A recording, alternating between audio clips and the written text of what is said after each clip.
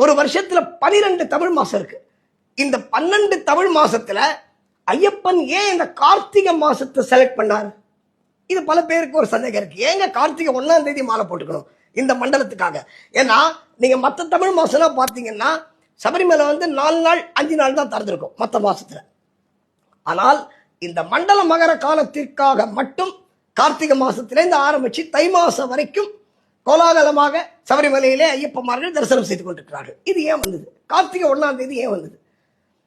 இன்றைக்கு நாம் கோடிக்கணக்கான பக்தர்கள் போய் தரிசிக்கும் அந்த சபரிமலைக்கு அடிக்கல் நாட்டு செஞ்ச நாள் இந்த கார்த்திகை 1ஆம் தேதி.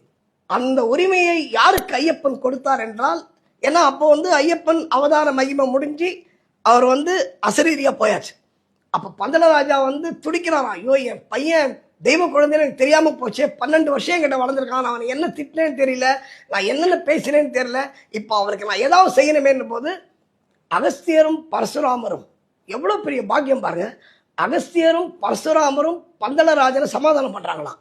இல்ல தெய்வ குழந்தை ஒரு அவதார மகிமை, இந்த மகிழ்ச்சி சம்கார நோக்கத்திற்காக பூலோகத்தில் அவதரித்த பாலகன், இதெல்லாம் சொல்லி சமாதானப்படுத்துறாங்க. என்ன இருந்தாலும் பந்தளராஜனுக்கு சமாதானம் ஆகல. ஐயோ என்னங்க, ஒரு 12 வருஷம் ஒரு கடவுள் என் வீட்டுல வளர்ந்துருக்கான், அவனை நான் எதுவுமே சரியா பாத்துக்கலையே அப்படின்னு ஒரு அப்பாக்குரிய ஆதங்கம்.